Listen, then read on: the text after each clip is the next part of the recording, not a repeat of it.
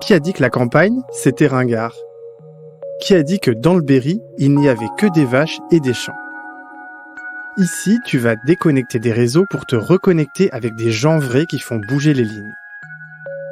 Dans le Berry, on n'a pas la Tour Eiffel, mais nous avons plein de belles énergies qui entreprennent, créent et façonnent notre territoire.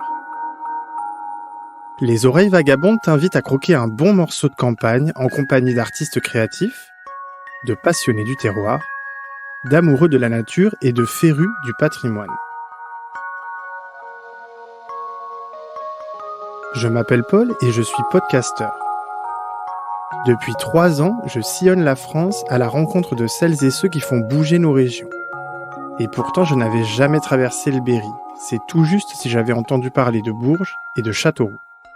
Mais comme je ne suis pas du genre à avoir froid aux yeux, ou plutôt aux oreilles, j'ai décidé de tenter l'aventure. Et je peux vous dire que je n'ai pas été déçu.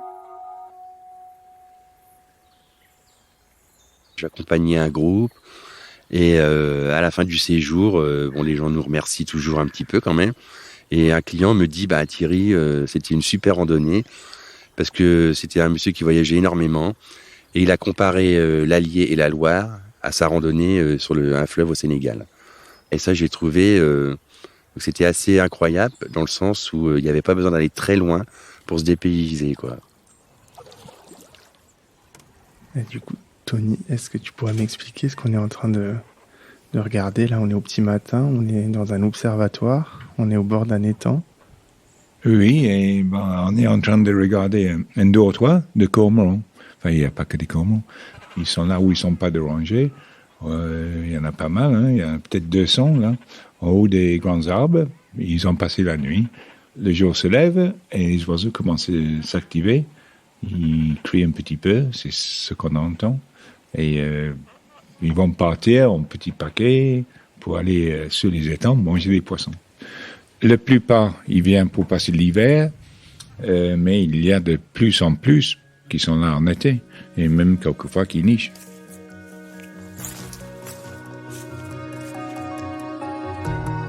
Vagabonder. Voyager au hasard, aller à l'aventure, se perdre et se laisser surprendre. Se dit aussi vadrouiller ou encore bourlinguer. Les Oreilles Vagabondes au Berry.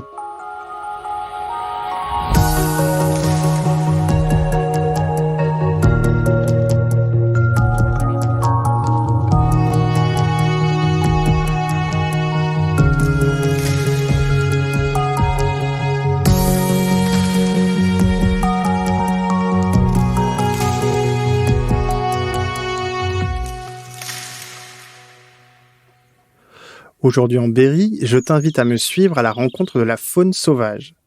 Sur les rives de la Loire et de l'Allier, nous allons partir sur les traces du castor et dans la Brenne, nous irons pister les grues. Dans ce 3e épisode des Oreilles Vagabondes, tu vas vivre un véritable jeu de piste grandeur nature. En canoë, nous irons poser un bivouac sur une île sablonneuse, puis c'est à pied, au cœur des étangs, que nous tenterons d'entendre le chant des oiseaux avec un naturaliste. Je viens tout juste de quitter Louise pour rejoindre Thierry, un amoureux de la Loire sauvage qui m'attend pour partir naviguer vers le bec d'Allier, entre fleuve et rivière.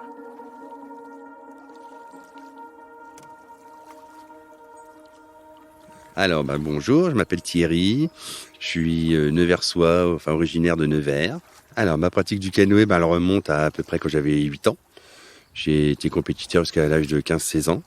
Mais une très belle découverte pour moi et une liberté. C'est-à-dire qu'on partait en bus, on était à peu près une 50aine de jeunes. Et après, mes premiers bivouacs en canoë ou avec les copains à 15 ans, voilà, où on partait, on prenait le matériel du club, on faisait 800 mètres et on allait camper 1 kilomètre en amont du club, on passait la nuit là. Quand vous faites une descente, c'est jamais le même environnement. Il y a le partage, il y a l'échange, il y a la sérénité de la nature. Enfin, c'est un peu un mixte de tout ça, je dirais. J'ai créé ma famille ici, j'ai repris l'activité avec un ancien confrère il y a 20 ans de ça maintenant. Donc, cette activité m'a permis d'être vraiment bien dans ma vie personnelle. C'est-à-dire vraiment, je me sentais équilibré. Alors, est-ce que tu peux me raconter, là, on vient de naviguer un petit peu sur l'Allier. C'est une rivière qui fait 400 km, elle démarre en Lozère. Après, elle n'a pas la même morphologie partout. Et là, nous, on exploite plutôt une portion très calme, très sableuse. Donc beaucoup de bancs de sable, beaucoup d'îles, une qualité de sable vraiment plutôt incroyable et un environnement assez riche qui permet vraiment une déconnexion. Parce que c'est ça, l'Allier, elle permet vraiment de se déconnecter de tout. C'est-à-dire qu'on est loin de tout en étant proche de tout.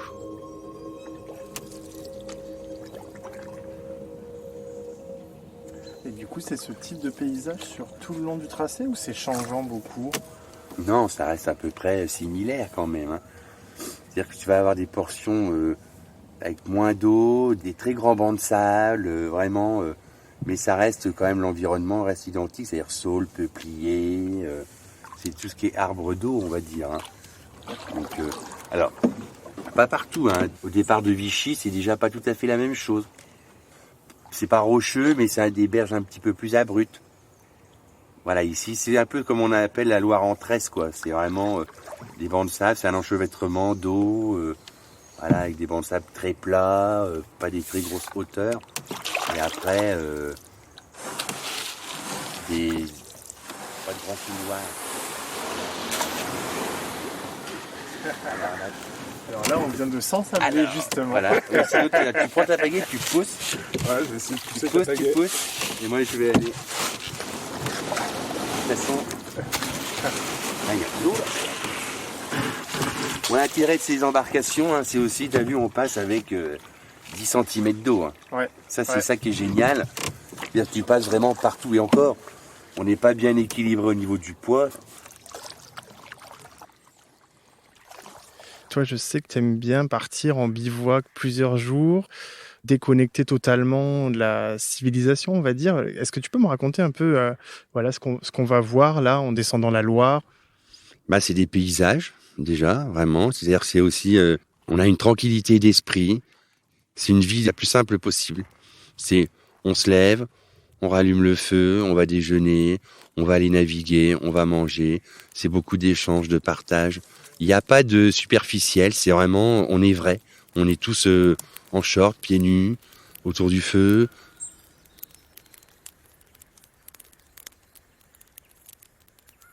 Tu m'as dit que toi, tu aimais beaucoup aller sur une petite île qui est près de Marseille, les Aubigny, c'est ça, je ne me trompe pas? Ouais.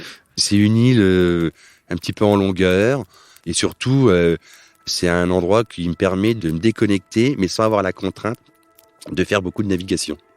C'est que du sable et elle est un petit peu surélevée, c'est-à-dire qu'on n'est pas vraiment au niveau de l'eau, on est à plutôt 1,50 m par rapport au niveau de l'eau.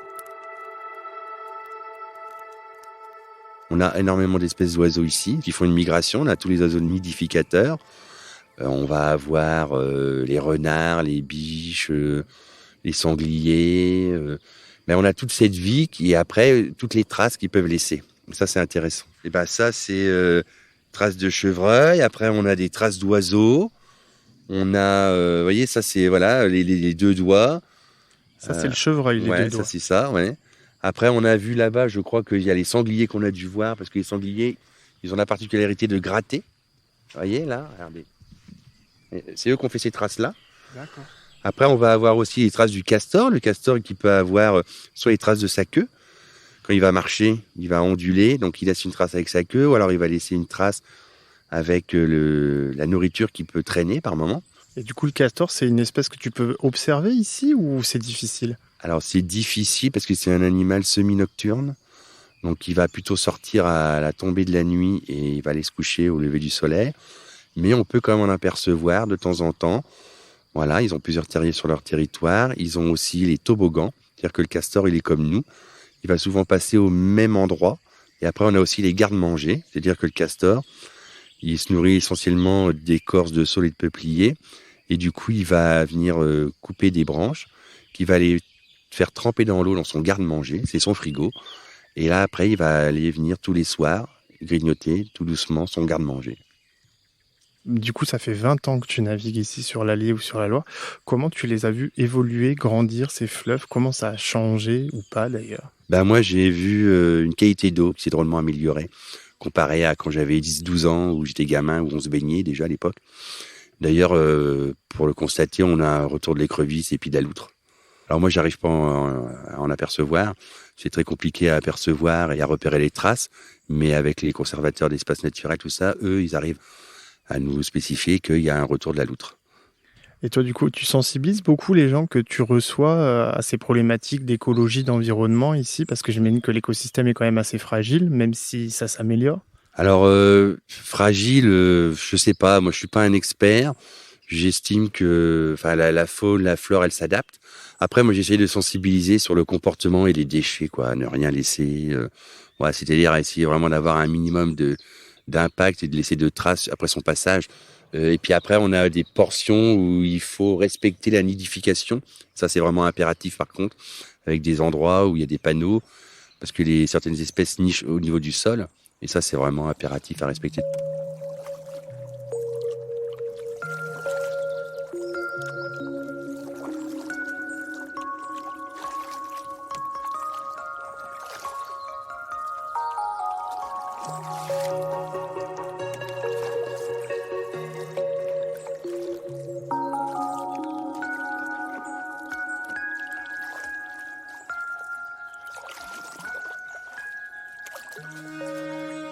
Bon allez, il est vraiment temps que je regagne la terre ferme. Mais rassure-toi, l'aventure continue puisque je t'emmène dans mon sac à dos en direction du parc naturel régional de la Brenne. Je dois rejoindre Tony, un naturaliste tombé littéralement amoureux de cette région sauvage il y a 40 ans. Cet ornithologue va me guider à travers le parc, d'abord dans une prairie magique et recouverte d'orchidées, puis à la recherche des grues. Je suis passionné des oiseaux, surtout, depuis l'âge de 6 ans, je crois. Et j'étais en train de jouer en regardant par la fenêtre le jardin. Et mon père a dit, ah, regarde, il y a un verdier. Je dis, ben, c'est quoi un verdier, papa? Mais il y a un oiseau qui est vert. Regarde. 2 jours après, le soir, mon papa revient. J'ai dit, papa, j'ai encore vu le petit oiseau vert, ça s'appelle comment? Il est verdier. Et parce que j'ai commencé à m'intéresser, il a acheté un livre en espérant que je le lis. Et j'ai toujours le livre à la maison. Comment un enfant de Nottingham se retrouve ici parachuté dans la Brenne, au milieu de nulle part presque en fait? Oh ben, c'est pas nulle part pour la nature, c'est nulle part pour beaucoup de choses, mais pas pour la nature. J'étais en fac au Pays de Galles et quand j'ai terminé en 72, j'avais du mal à trouver un travail. Et un soir, quelqu'un me téléphone qui était très connu en Angleterre, pour qui je baguais les oiseaux. Il m'a dit, Tony, est-ce que ça t'intéresse de faire un stage en Camargue? 75, je suis parti en Camargue et là-bas, j'ai rencontré Jacques Trottignon. Et celui qui m'a invité de venir là en 82 pour 6 semaines. Et ça fait 40 ans que je suis là.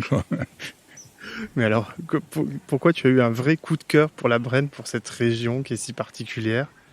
La Brenne, c'est pour quelqu'un né en Angleterre, c'est vraiment spécial. C'est la campagne classique, mais c'est une nature encore intacte. Et partout en Brenne, il y a la nature. Des plantes, des orchidées, des oiseaux, des amphibiens, des reptiles. Mais même dans les jardins. Et tout le temps, on peut voir des choses intéressantes. Un exemple qui arrive comme ça, je revenais du travail à midi et juste au-dessus de la route, mais vraiment très bas, une cercaillette jaune blanc. C'est un grand aigle, un rapace, une sorte d'aigle qui chasse les serpents. C'est rare, on ne voit pas beaucoup. Et là, c'était super, c'était juste au-dessus de la route. Et j'ai arrêté la voiture, je descends et je regarde autour de moi.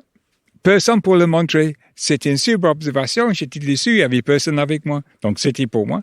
Mais il y a des observations comme ça, c'est pas rare. Hein. Ça, c'est pas un oiseau rare, mais de voir ça aussi bien et à moi tout seul, c'était super. C'est une sorte de cadeau, je ne sais pas comment on peut dire, mais de voir ça aussi près. Alors Tony, tu m'as emmené dans un lieu là, au cœur du parc naturel régional de la Brenne, un lieu que tu aimes particulièrement qui s'appelle les Communaux de Rosnay. C'est en réserve, géré par le Conservatoire des espaces naturels de la région centre, vers le Loire.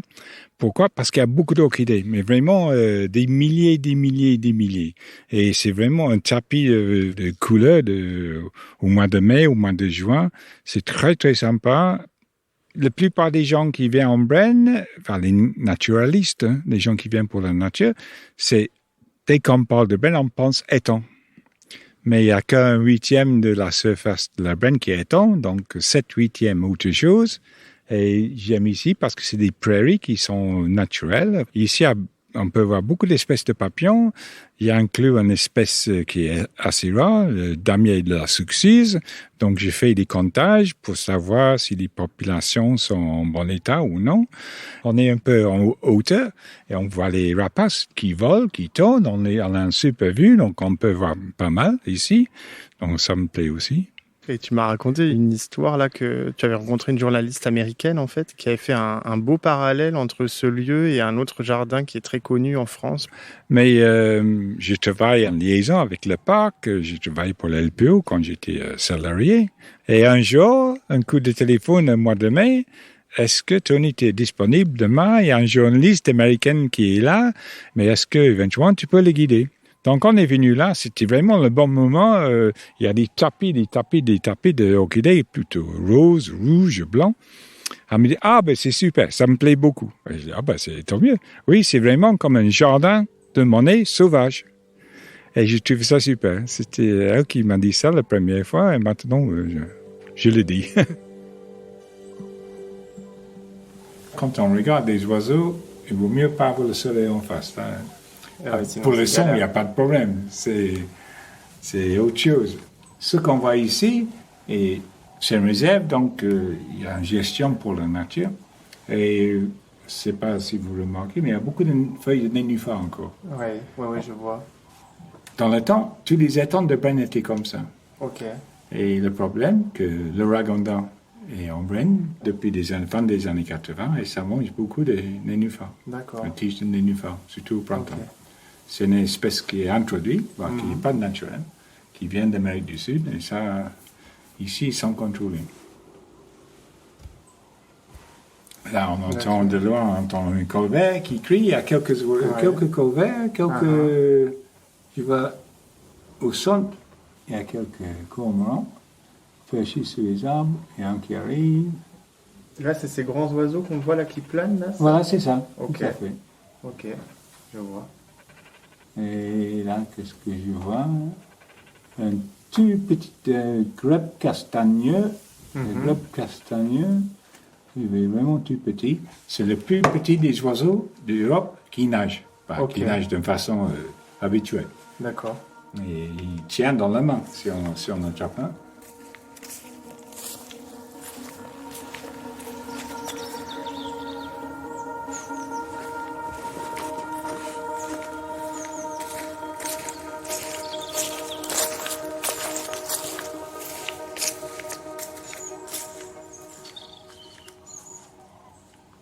Tony, là, ça fait à peu près 1 heure qu'on chasse les grues à travers la Brenne. Donc, je me rends compte que c'est un exercice qui n'est pas simple parce qu'il y a plein de paramètres qui rentrent en jeu. Elles ne sont jamais, évidemment, toujours au même endroit. Oui, j'aime bien chercher des grues. À cette époque, c'est peut-être un peu difficile parce que ils sont pas fixés. Ils viennent d'arriver. Hein, les premières, il y a peut-être 2-3 semaines. On les entend derrière, là, mais peut-être on est au milieu d'un millier de grues, là. On est pas loin de la tombée de la nuit. Dans la journée, ils crient beaucoup moins. Ils crient en se déplaçant. Il y a certaines espèces d'oiseaux, les cygnes, les cigognes, les oies, les grues, migrent en famille. Et si les adultes ne sont pas là, les jeunes, ils ne peuvent pas migrer, ils ne savent pas le faire. Donc, ils sont obligés de garder contact. Et dans le temps, ils hibernaient en Espagne. Maintenant, dans toute la France, il y a du maïs. Donc, ils ont pris l'habitude d'aller dans les chômes de maïs de plus en plus. Donc, au lieu d'aller en Espagne, ils peuvent rester en France parce qu'il y a à manger. Et aussi, avec le changement climatique, les hivers sont moins rudes. Donc, petit à petit, il y a de plus en plus qui passent l'hiver en France.